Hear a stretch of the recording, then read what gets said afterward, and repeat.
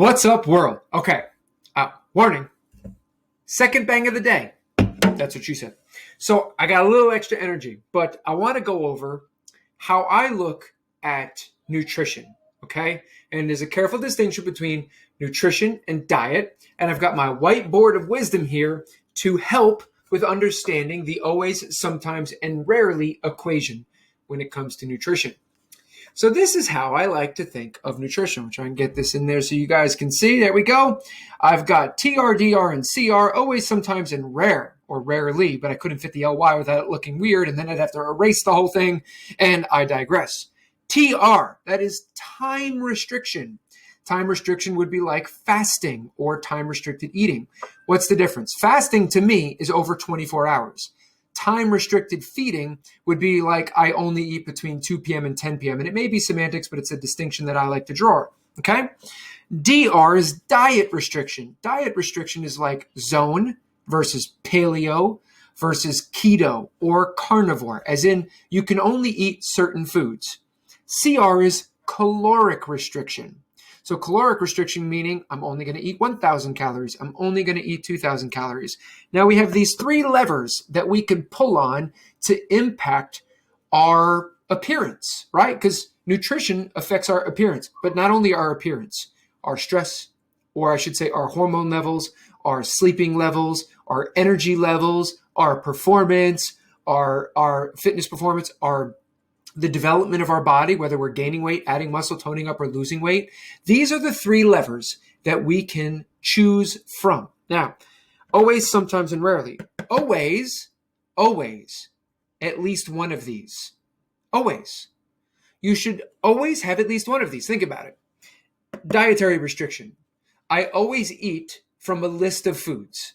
Healthy foods that I deem are okay for my diet. Like if you're in our coaching program, like the list that we start you with. Or I'm always time restricted.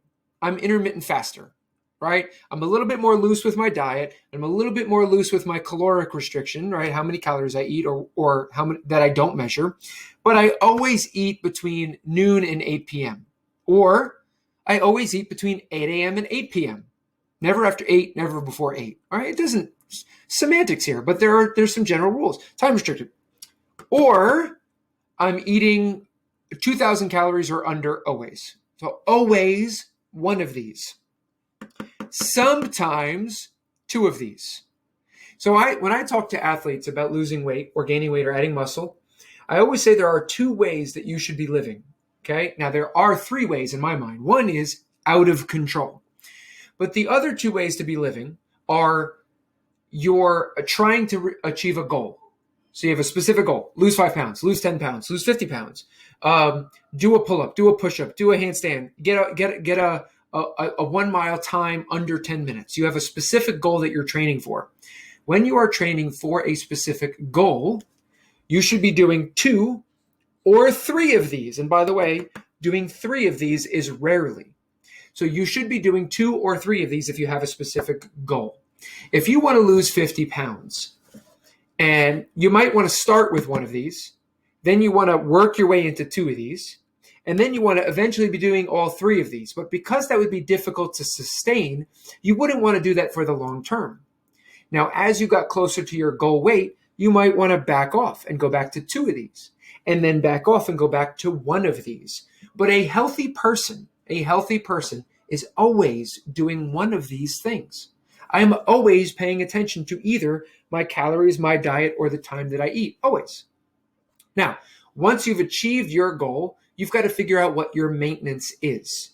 Now, maintenance can get boring. So every couple of months, it's pretty awesome to do a 28-day paleo challenge, like the one that we've got coming up, depending on what you're watching this video, for spring. It's cool to do a 6-week challenge. It's cool to do a carnivore challenge because they add spice and variety to your life. So you might do something to add spice and variety to your life. Rarely all 3 or something really hard, but the majority of the time you want to be living your normal version of a diet unless you're trying to hit a goal. I hope all that makes sense. So always 1, sometimes 2, rarely 3. Caloric restricted, And by the way, this could also be really could be caloric controlled, right? Because if you're trying to build muscle, you'd want to up your calories, not drop them. Diet restriction, right? So eating meat only, eating vegetables only, being vegan, being keto, being carnivore, or time restricted, as in intermittent fasting or fasting in general. Okay? Always, sometimes rare. Choose when you're going to do them and choose wisely.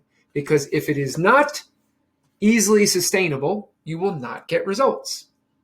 And if it's not fun, it's not likely to be sustainable and you won't get results. So that is my 3-lever formula for achieving success with diet. And I learned this courtesy of Dr. Peter Attia. Always give credit where credit is due. And I have virtually no original thought. It comes from a book, a YouTube video, or a movie. And I don't think I've had any movie quotes in this video. I'll have to change that in the next one. Guys, thanks for watching. I hope this makes sense. And I'll talk to y'all later.